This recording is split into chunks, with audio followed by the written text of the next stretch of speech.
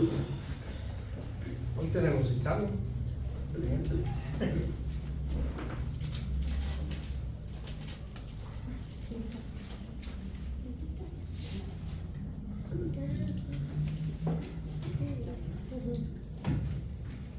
A ver, ¿quién dice yo? ¿Cómo andamos? Bendecidos. Hace 8 días quedamos en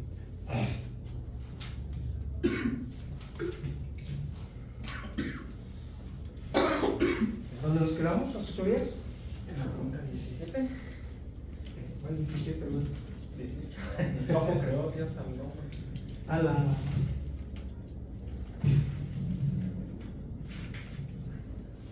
Sí, ahora me sorprendió usted.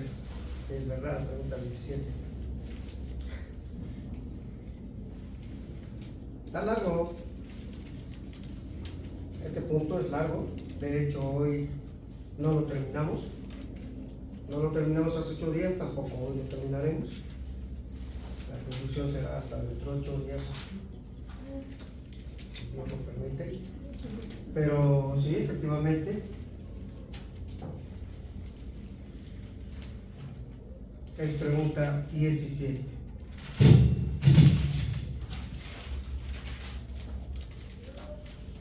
¿Cómo creó Dios al hombre? ¿Cómo lo creó? Hasta donde vamos viendo ahora.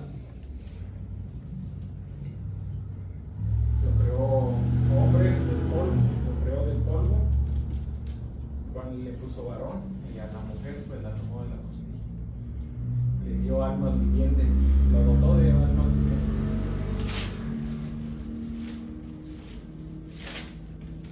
Muy bien. ¿Cómo creó Dios al hombre? Gracias, hermano.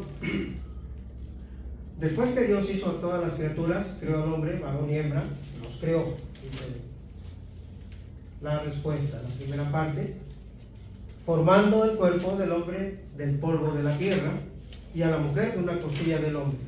Los dotó de almas vivientes, racionales e inmortales, haciéndolos conforme a su propia imagen. Hasta ahí fue hace 8 días.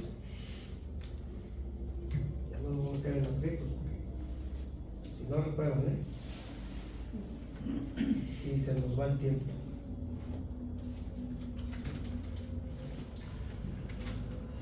Hoy estaremos viendo cómo creó Dios al hombre. La última parte que vimos hace 8 días, haciéndolos conforme a su propia imagen en ciencia, es lo que veremos hoy. Haciéndolos conforme a su propia imagen, esa es la última parte que vimos hace 8 días, ¿verdad? Dios creó al ser humano a su propia imagen, conforme a su semejanza, en varios aspectos. En lo que nos ocuparemos hoy en adelante es en ciencia. Dios hizo al hombre bastante semejante a su creador en ciencia. Esta palabra ciencia significa entendimiento intelectual o conocimiento, que es lo mismo, conocimiento o entendimiento intelectual. El hombre fue capacitado con conocimiento o entendimiento intelectual. Dice el versículo 10 de la carta de Pablo a los Colosenses, capítulo 3. Voy a esperar que alguien lo encuentre y lo lea. Continuamos. Colosenses, capítulo 3, versículo 10. Es la base de este punto. Y revestido de nuevo, el cual conforme a la imagen del que lo creó, se ha renovado hasta el conocimiento pleno.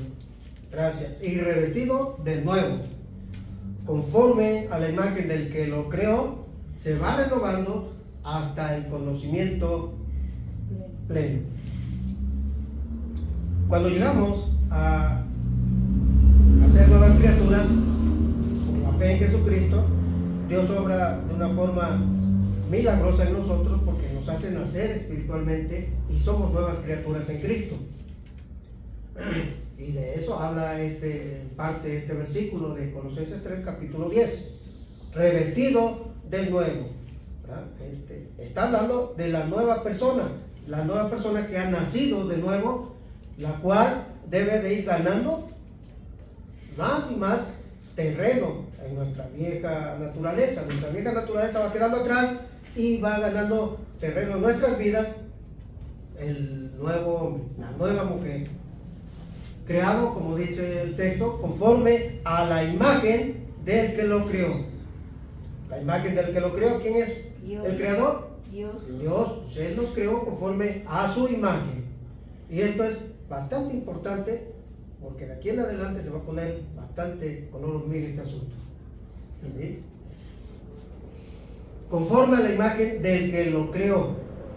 Dios tiene muchos atributos y características o condiciones que son propias de Él y que algunas de ellas tienen que llegar a ser también propias de sus hijos.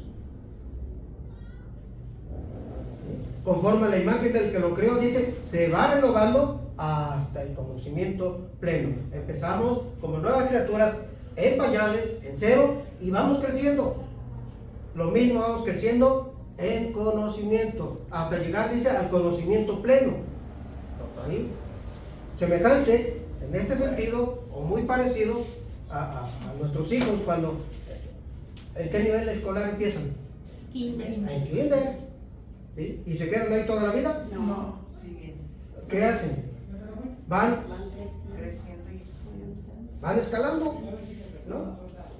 Primero kinder, después de ahí saltan al siguiente nivel, ¿sí? Conforme, pues sí, van creciendo en edad, también en estatura, pero también en conocimiento, ¿sí? Porque ya de kinder pasan a primaria porque ya aprendieron lo necesario para estar en primer grado. ¿Sí? Empezaron en cero en cuanto a aprendizaje, llegan a primero, ¿verdad? Escalaron ese nivel y de allí saltan al segundo nivel. Y ahí va, ¿no? Hasta llegar al momento en que abandonan la primaria porque pasan al siguiente nivel. En cada nivel aprenden algo más. Van creciendo en conocimiento hasta llegar hasta donde lleguen, universidad y licenciaturas, maestrías, arquitectura, lo que lleguen, ¿no? Pero en cada nivel más conocimiento y más conocimiento. Los hijos de Dios también van creciendo en conocimiento, también. Y es lamentable, es triste que, bueno, yo solo noto aquí, como que aquí no crecen en conocimiento. Crecen en otras cosas, mejor no lo voy a decir, pero ¿qué pasó con el conocimiento? Hasta llegar, dice Colosenses 3, se va renovando hasta llegar al conocimiento pleno. Se va renovando, es nueva criatura, y eso de renovarse significa que va cambiando, se va transformando. Ya no puede ser el mismo personaje antes de conocer a Jesucristo. Ya no, ya, por lo tanto no puede andar en los mismos pecados que anduvo. Esos quedaron atrás. Así que somos hechos a imagen de nuestro Señor en conocimiento, en ciencia, en conocimiento. El conocimiento en particular, y muy directamente, es el conocimiento de Dios, o sea, acerca de Dios, que es el más grande conocimiento. El conocimiento del Santísimo es la inteligencia, dice Proverbios, capítulo 9, versículo 10. El conocimiento del Santísimo es la inteligencia. Vamos creciendo en conocimiento acerca de Dios, que es lo más importante para cualquier hijo de Dios, llegar a conocerle, llegar a conocer a Dios. Vamos adquiriendo conocimiento acerca de Dios, porque eso es, según Proverbios 9:10, nuestra inteligencia. ¿Cómo te consideras? ¿Inteligente o lo contrario? Más o menos. Más o menos, dice Caleb. ¿Qué pasó, Caleb? Entonces no hay mucho conocimiento en ti acerca de Dios. No, sí, la niña. Ay, ya cambió. Aplicando lo que dice Proverbios 9:10, el conocimiento del Santísimo, o el conocimiento acerca de Dios, te hace inteligente. No lo entiendes muy bien. Hermano, Sí, sí que. no, pues sí, comparto. O sea, el conocimiento de Dios, pues, nos abre la mente, o sea, por así decirlo, nos da otro tipo de inteligencia, o sabiduría. Bueno, Es diferente la sabiduría del mundo y la sabiduría de Dios que proviene de Dios. así es. Conocimiento de Dios más que holocaustos. Dice Oseas, capítulo 6, versículo 6. Dios espera eso, precisamente, conocimiento de Dios, o sea, que usted amplíe su conocimiento paso a paso, más y más acerca de Dios. Dice, es más importante que los holocaustos. Oseas, capítulo 6, versículo 6. Conocimiento de Dios más que holocaustos. Uno de los holocaustos o sacrificio, un holocausto es un sacrificio que ofrecemos continuamente a Dios, es precisamente el congregarnos. Eso es un sacrificio que le ofrecemos a Dios, porque el culto es ofrecido a Dios. Cuando nos reunimos, estamos rindiéndole honor, honra, gloria, adoración a Dios. ¿Sí? Le estamos ofreciendo nuestro sacrificio a Él de adoración. No venimos aquí a adorarnos a nosotros mismos, no, es a Él. Y entonces dice Oseas capítulo 6 versículo 6, conocimiento de Dios más que holocaustos. ¿Qué nos quiere decir esto? Que ningún sacrificio, cualquiera que ofrezcamos, no es más importante que el conocimiento que tengamos acerca de Dios. Dios desea que lo conozcamos. ¿Sí? Dios no se esconde de nosotros. Nosotros somos los que pecamos y corremos de su presencia, nos escondemos de Él. Pero Él desea que nosotros le conozcamos. Entonces, conforme lo buscamos, vamos ampliando nuestro conocimiento acerca de Él. Y ese es un sacrificio continuo, de búsqueda continua por crecer en conocimiento acerca de Dios, acerca de su voluntad. Este conocimiento lo tenemos que llevar a cabo acerca de lo que Él nos ha revelado. ¿Dónde está lo que nos ha revelado?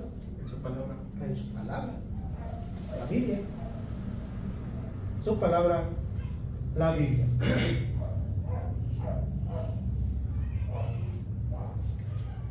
Este conocimiento incluye vivir de una manera que usted y que yo mostremos respeto por el poder y la majestad de Dios. Repito, este conocimiento, nuestro conocimiento acerca de Dios, incluye que vivamos de una manera que estemos mostrando respeto, un respeto reverencial por el poder y la majestad de Dios. Hacer juicio y justicia, juzgar la causa del afligido y del menesteroso, dice Jeremías 22, 15 al 16, hablando de que el conocimiento nos lleva a hacer juicio y justicia, que significa que estaremos pendientes por tratar de una forma amorosa, hasta preferencial, al afligido y al menesteroso. No cerraremos nuestro corazón ante las necesidades de otros. Esto es tan serio que Jesús dice, no todo el que me diga Señor, Señor, Señor, entrará al reino de los cielos, sino el que hace la voluntad de mi Padre que está en los cielos. Y luego continúa y dice, porque tuve hambre y no me diste de comer, tuve sed y no me diste de beber, estuve desnudo y no me cubriste, no tenía casa y no me ofreciste la tuya, y etc.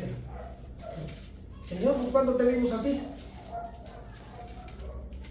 Por cuanto no lo hicieron a uno de esos menesterosos, a esos necesitados, dice, a mí no lo hicieron. Entonces es muy importante porque Dios tiene cuidado de las personas necesitadas y desea que nosotros lo tengamos también. Así que este conocimiento también consiste en tener un mejor entendimiento de la voluntad de Dios en el sentido ético. Vean lo que nos dice al respecto Colosenses. Les di Jeremías 22, 15 al 16. Ajá, sí. Colosenses 1, versículos 9 y 10. Colosenses capítulo 1, versículos 9 y 10. ¿Ya alguien lo tiene? Colosenses 1, 9 y 10. Le doy lectura. Por lo cual, también nosotros, desde el día que lo oímos, no cesamos de orar por vosotros y de pedir que seáis llenos del conocimiento de su voluntad en toda sabiduría.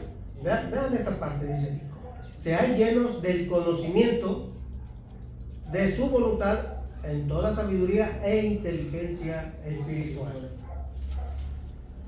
Para que, versículo 10, para que andéis como es digno del Señor, agradándole en todo, y dando fruto en toda buena obra y creciendo en qué? Conocimiento de Dios.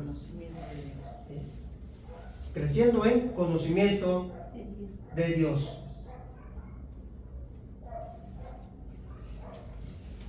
Así que, como ven acerca del conocimiento, ¿cuántos capítulos leyó? Capítulos de la Biblia.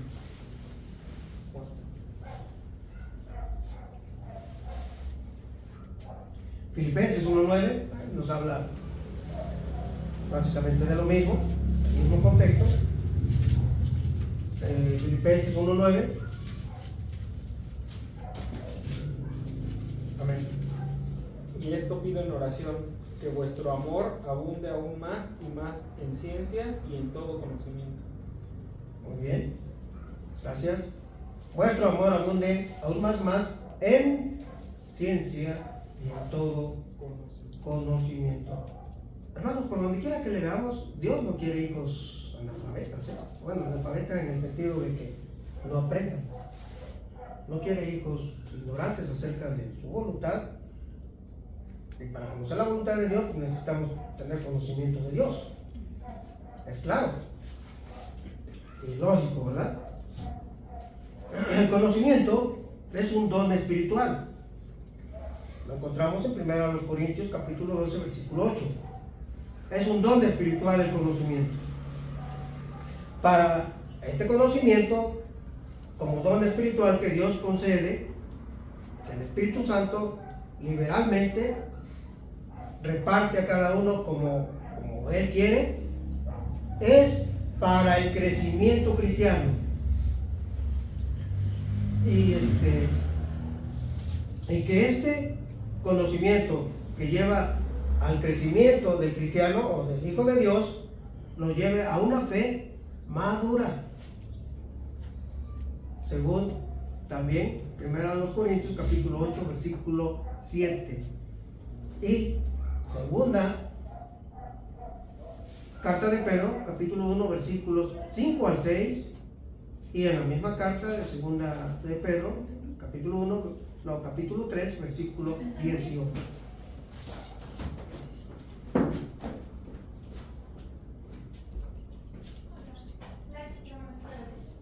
¿Ya si las tienen? 1 Corintios 8, 7, segunda de Pedro 1, 5 al 6 y capítulo 3, versículo 18. Voy a leer esa última.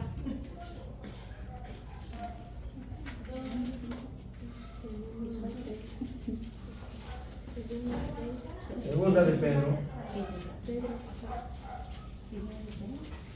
3:18, le doy lectura, dice así: antes bien, creced en la gracia y el conocimiento de nuestro Señor y Salvador Jesucristo.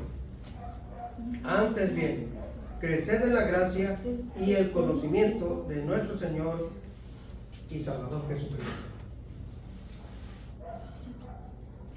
Segunda de Pedro 3:18. Conocemos a Dios de manera definitiva a través del conocimiento de Jesucristo. Eso es una realidad. A través de Cristo, Él lo dijo: el que me ha visto a mí, dijo Jesús acerca de sí mismo, ha visto al Padre. Vean lo que nos dice el Evangelio de Juan, capítulo 8, versículo 19. Juan 8, 19.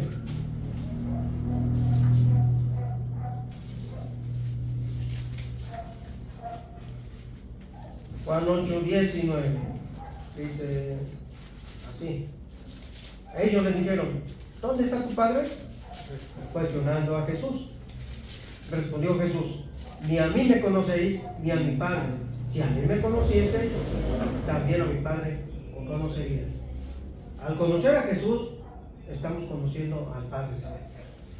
Porque el Padre y el Hijo son uno. ¿Sí? Es importante que entendamos que tenemos que conocer a Dios, porque Él desea que lo conozcamos. Él quiere ser conocido. Muy bien, ¿hay alguna duda, pregunta hasta aquí? ¿Comentario? ¿Nada? Pasamos al siguiente punto. ¿Cómo creó Dios al hombre? A su imagen. Acabamos de ver que lo creó en cuanto a conocimiento, entendimiento intelectual en ciencia, conforme a su propia imagen. Lo mismo, haciéndolos conforme a su propia imagen, en justicia y santidad. Dios creó al ser humano semejante al Creador en justicia y santidad. Justicia y santidad. Dice Efesios 4:24: y vestidos del nuevo hombre creado según Dios en la justicia y santidad. 4:24 Efesios. Y vestidos del nuevo hombre creado según Dios en la justicia y santidad de la verdad.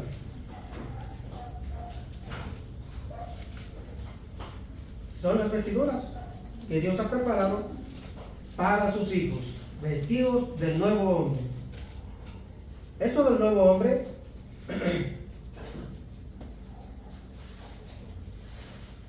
yo creo que ya está muy claro, ¿verdad?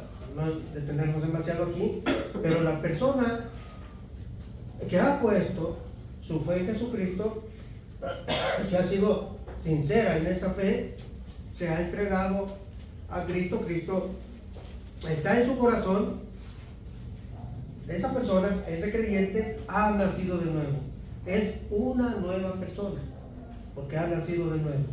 Y por eso se nos dice aquí, en Efesios 4:24, vestidos del nuevo hombre. Vestidos del nuevo hombre. Significa que el que está en Cristo nueva criatura es lo viejo, la vieja manera de vivir, la vieja manera de conducirlo, como nos conducíamos sin Cristo, antes de venir a Cristo, eso queda en el pasado. Ahora, como nueva criatura, ya que hemos nacido de nuevo, somos nueva criatura, debemos andar en esa nueva vida. Una nueva vida que ya no es, nada tiene que ver con los valores, el estilo de vida, la forma de pensar, la forma de conducirse, el comportamiento de las personas inconversas. Una nueva criatura en Jesucristo ahora asume el nuevo rol. Es la nueva vida que Dios le está presentando por la fe en su Hijo amado Jesucristo. Y aquí hay dos características que se nos mencionan: justicia y santidad. La nueva criatura, la nueva persona, el nuevo creyente, que es nuevo porque ha nacido de nuevo por la fe en Cristo, ahora debe tener una característica en particular como un sello en su nueva identidad: justicia y santidad, porque fuimos creados a imagen de Dios, y Dios es justo y Dios es santo.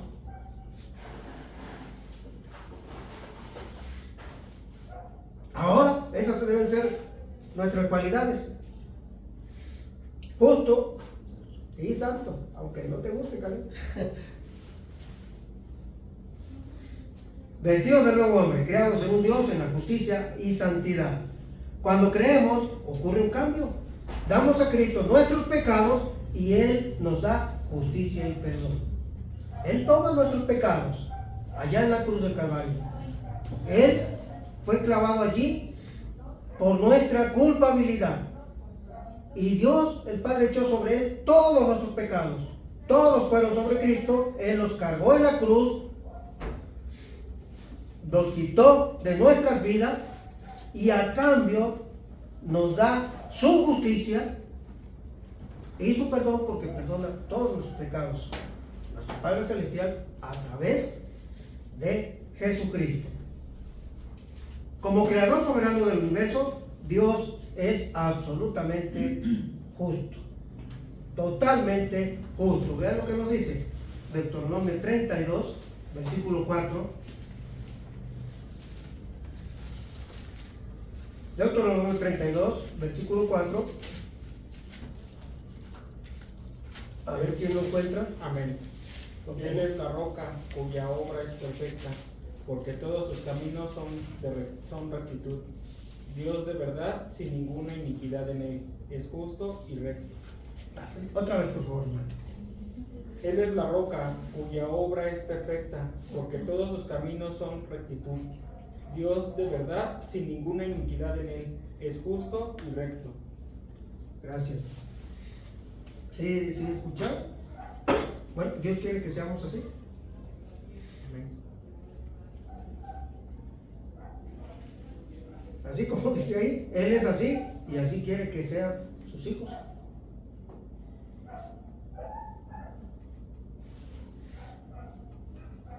La caramba, ¿verdad? Sí. Completemos lo que nos dice ese versículo con el versículo 24 de Jeremías 9. Le doy lectura. 24, Jeremías 9. Mas alábese en esto el que se hubiere de alabar, en entenderme y conocerme. Vean lo que nos dice aquí. Alábese en esto el que se hubiere de alabar, en entenderme y conocerme. ¿Qué es lo que Dios quiere? Los cambios. Y conocerle. Y le conoce.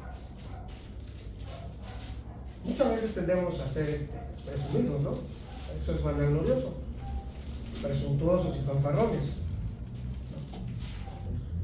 Más cuando somos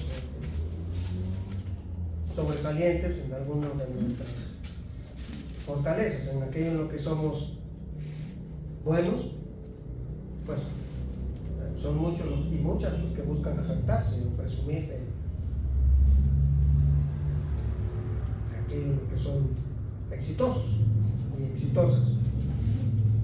Se alaban a sí mismos, pero la Escritura nos dice a los hijos de Dios que únicamente podemos alabar, o si acaso, ¿verdad?, en algún momento, ¿verdad?, presuntuosos,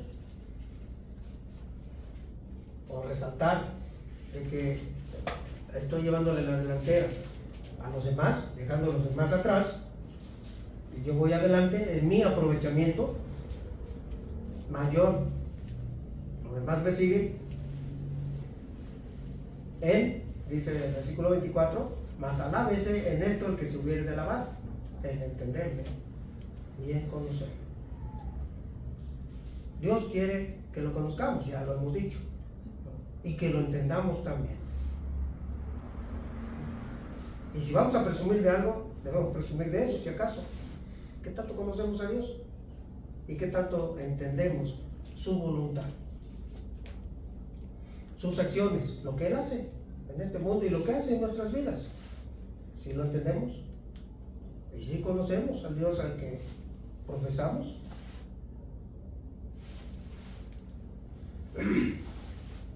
Yo soy Jehová, que hago misericordia, juicio y justicia en la tierra, porque estas cosas quiero, dice Jehová. Termina la última parte del versículo 24 de profeta Jeremías.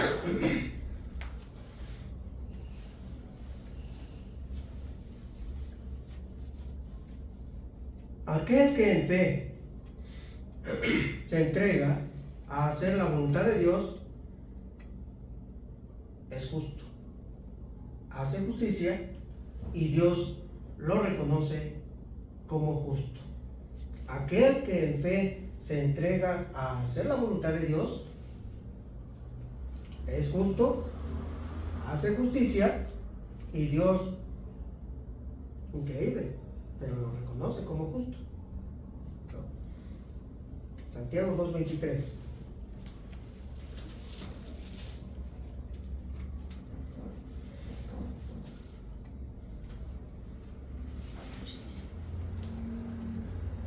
¿Alguien lo tiene? Santiago 2:23.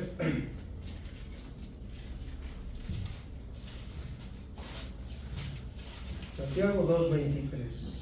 Y se cumplió la escritura que dice: Abraham creyó a Dios y le fue contado por justicia, fue llamado amigo de Dios. Gracias. Abraham creyó a Dios y le fue contado por justicia. Tuvo fe en Dios y Dios lo declaró justo delante de sus ojos, al grado de que lo consideró su amigo. Amigo de Dios, así fue llamado Abraham, amigo de Dios. Eso no es cualquier cosa.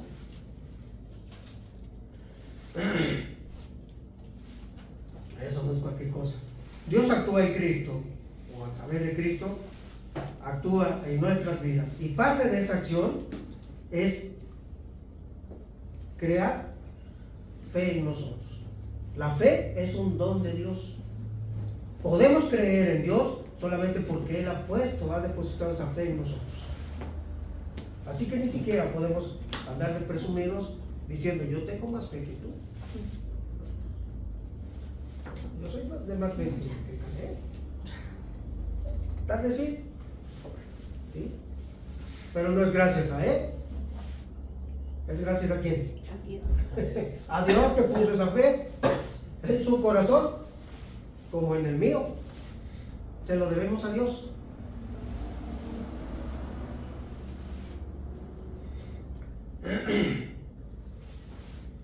Ya me perdí.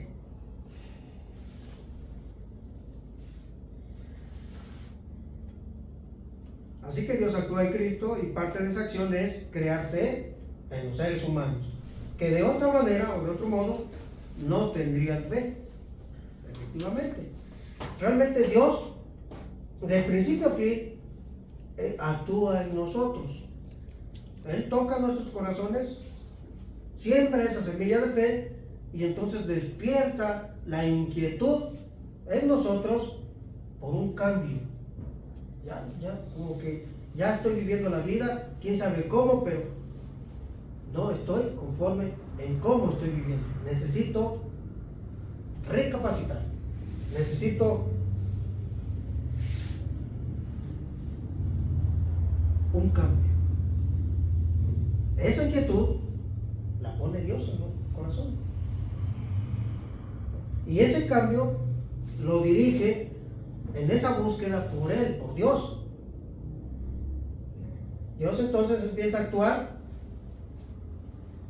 en nosotros, enviándonos personas que nos hablen de Dios, y es algo que empieza a tener cierto sentido en nuestro corazón, en nuestros oídos, y empezamos a caminar en dirección a Dios. Pero todo esto viene de Dios mismo. Así es. Dios provoca esa inquietud en las personas para que busquen acercarse a Dios. Dios pone esa fe. La justicia de Dios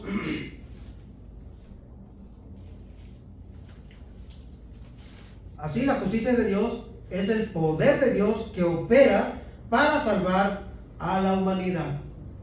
La justicia de Dios es el poder de Dios que opera a través de Cristo para salvar a la humanidad. Un nuevo hombre, o creando un nuevo hombre según Dios en la justicia y santidad, dice Efesios 4:24.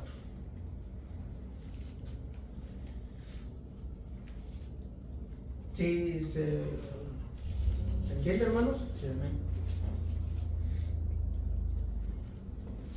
Así que la justicia de Dios es Dios en su gracia, obrando maravillosamente con su gracia,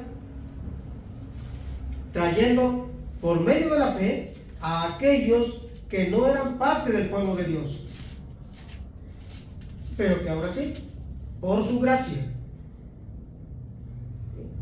por la gracia de Dios derramada sobre aquellos que son traídos hasta los pies de Cristo, para formar parte del pueblo de Dios, para que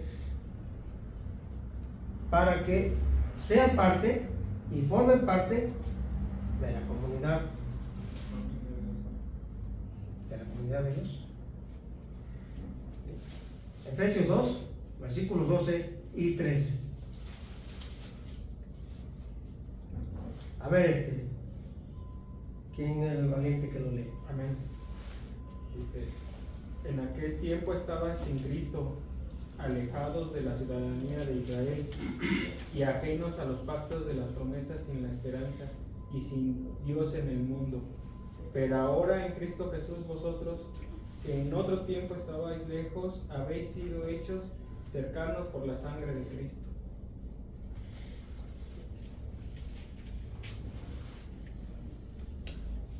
Gracias, hermano. Es muy claro, ¿no? Aquellos que estaban lejos de Dios, lejos de la gracia, lejos de la salvación, dice, ahora han sido hechos cercanos. O sea, Dios los ha acercado hacia sí mismo. Por la ¿Sí sangre se entiende? Por la sangre de Cristo. Por la sangre, o sea, por la fe en Cristo. A través de su sacrificio, hallamos gracia delante de Dios. Solo a través de Cristo. Por su sacrificio en la cruz. Al poner nuestra vista en el sacrificio de Cristo, somos traídos para formar parte de la comunidad cristiana. Nosotros los que estábamos lejos del pacto, de la promesa, de la ciudadanía del pueblo de Israel, como dice aquí, o de la ciudadanía celestial, hemos sido hechos cercanos, o sea, hemos sido atraídos. ¿Han visto cómo atrae el imán, un imán a un metal? Lo atrae. Así nos atrae Dios. Algo similar.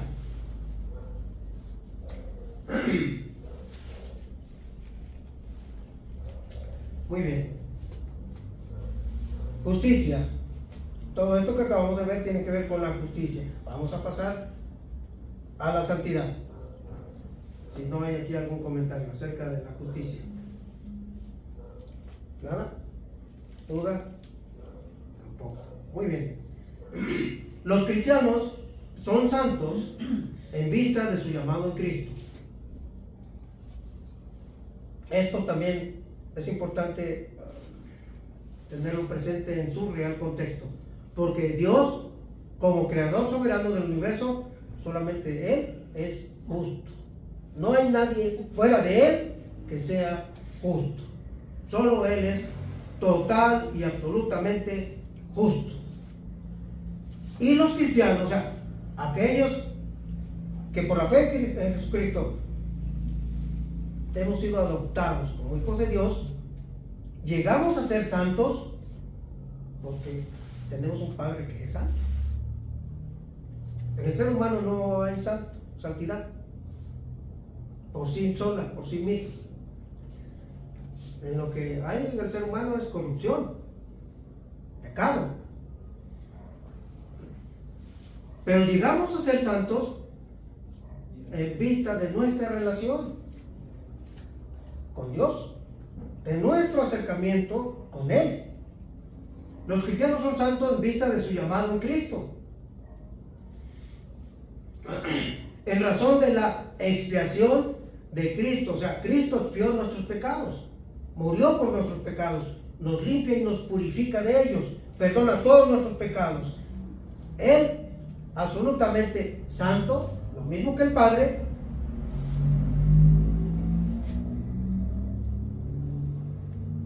nos pasa.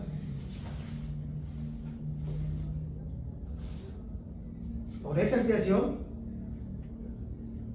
que Él logró en la cruz, nosotros podemos ser santos.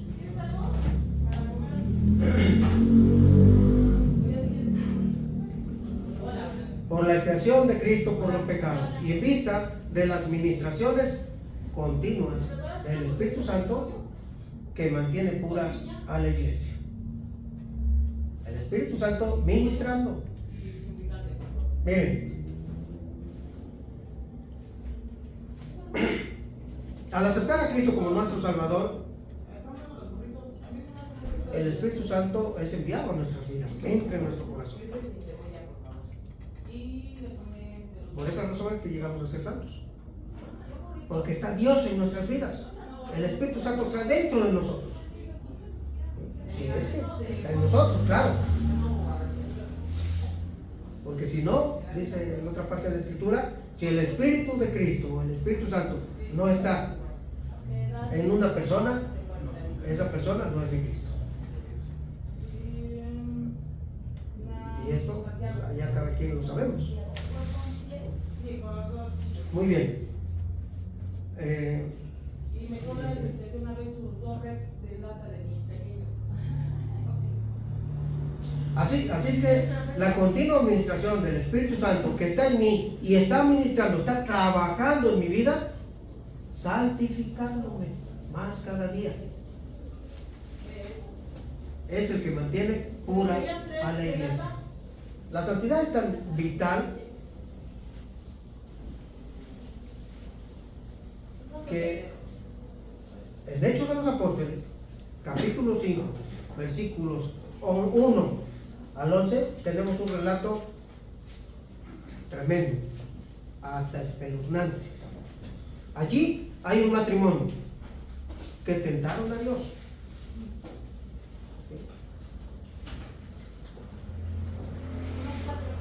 Que no vivieron en santidad, tomaron la santidad a la ligera y como cualquier cosa. Y fueron fulminados, murieron allí inmediatamente. Porque Dios trata este asunto así de serio. Así de serio. La iglesia tiene que ser pura. Tiene que ser santa. Y la iglesia somos usted y yo. La iglesia del Señor no puede andar en cochinadas y medio. Así que el Espíritu Santo mantiene pura la iglesia. Según ese ejemplo, allí de Hechos, capítulo 5, versículos 1 al 11. Y de esta manera, el Espíritu Santo promueve santidad en sus miembros. Vean, por ejemplo, al respecto a lo que nos dice primera carta a los Tesalonicenses, capítulo 4, versículo 7. Primera carta a los Tesalonicenses 4, 7.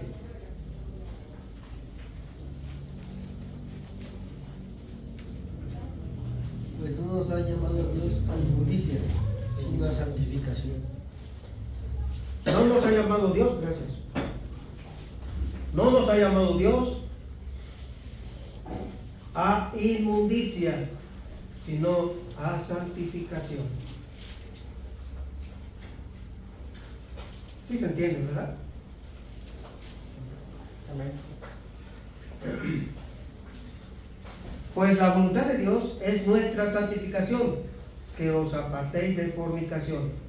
Lo dice ahí mismo en este capítulo, en el versículo 3. ¿Ya lo encontraron? Amén. Pues la voluntad de Dios es vuestra santificación, que os apartéis de fornicación. Así que, ¿cómo andan nuestras vidas? Dios no tolera una conducta inmunda, como nos dice el versículo 7. No nos ha llamado Dios a inmundicia, sino a santificación.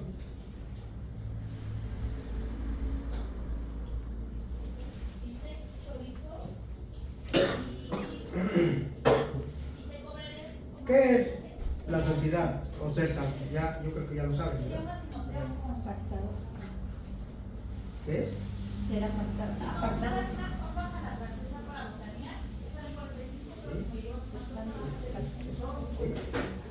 Santidad o ser santo es separarse del mal. En este caso, como lo dice Tesalonicenses, de la inmundicia, o de la fornicación, o de cualquier pecado. Llámese como se llame. Santidad o ser santo es separarse del mal y dedicarse a Dios. Éxodo 22:31.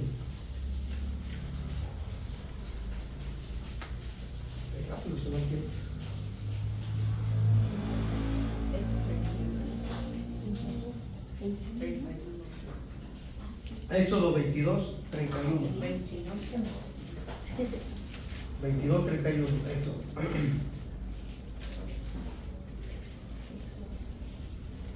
¿Alguien lo encontró?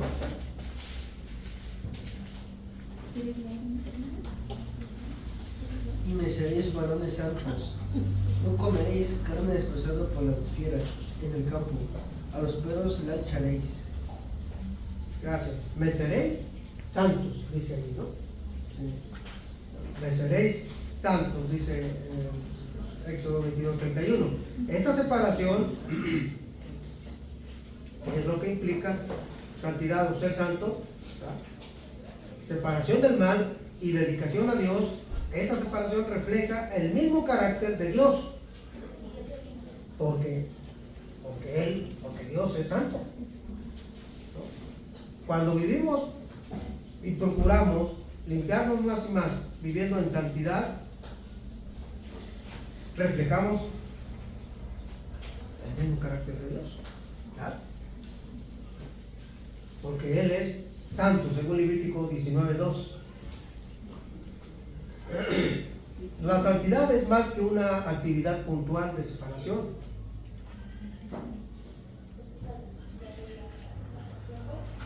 La santidad es más que una actividad puntual de separación.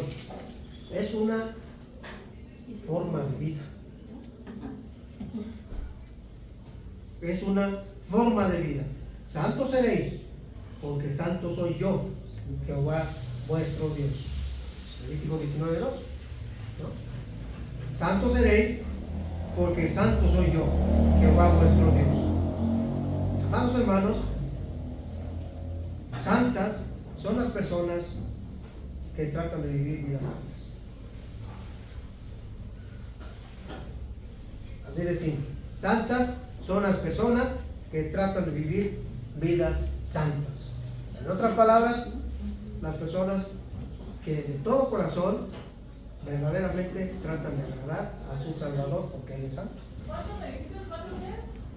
Nada impío estará en su presencia. Impío es una persona mala, por no decir otras cosas. Una persona que no está haciendo la voluntad de Dios. Dios es santo y no se asocia con el pecado. Dios no tiene relación con el pecado. Todos los seres humanos son pecadores y por lo tanto están separados de Dios.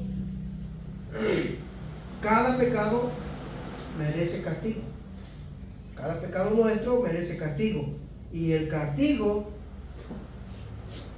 que merece cada uno de nuestros pecados, ¿cuál es ese castigo? ¿Cuál es la sentencia? Muerte. Es muerte. ¿Sí? Romanos 6:23, así lo dice. Sin embargo, Cristo cargó con nuestros pecados y pagó el castigo Él, tomando nuestro lugar, muriendo en la cruz en nuestro lugar. ¿Hay alguna pregunta, comentario hasta aquí? ¿No? ¿Duda? Porque hasta aquí lo vamos a dejar por hoy.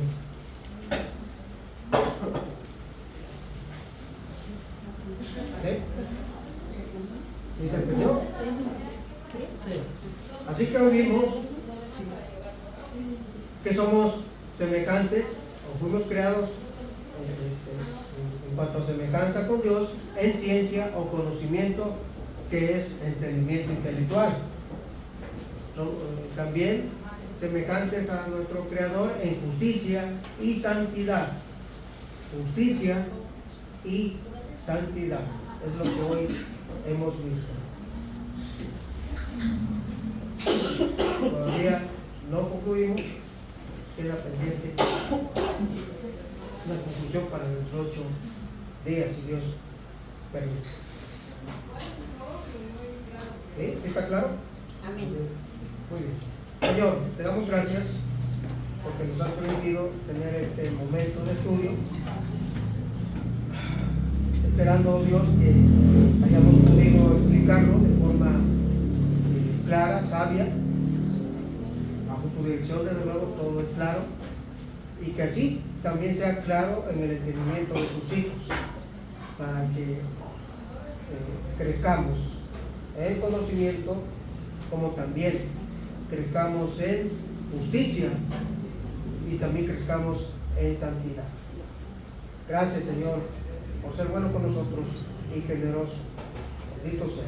Te alabamos por todo ello, porque tú arriba en los cielos y abajo en la tierra eres Dios y no hay otro. Gracias también por haber enviado a tu Hijo Jesucristo, porque a través de Él es que estamos aquí reunidos. Podemos estar en tu presencia aprendiendo un poco más cada vez, porque tú así te estás manifestando en nuestras vidas. Sigue obrando en nuestro corazón.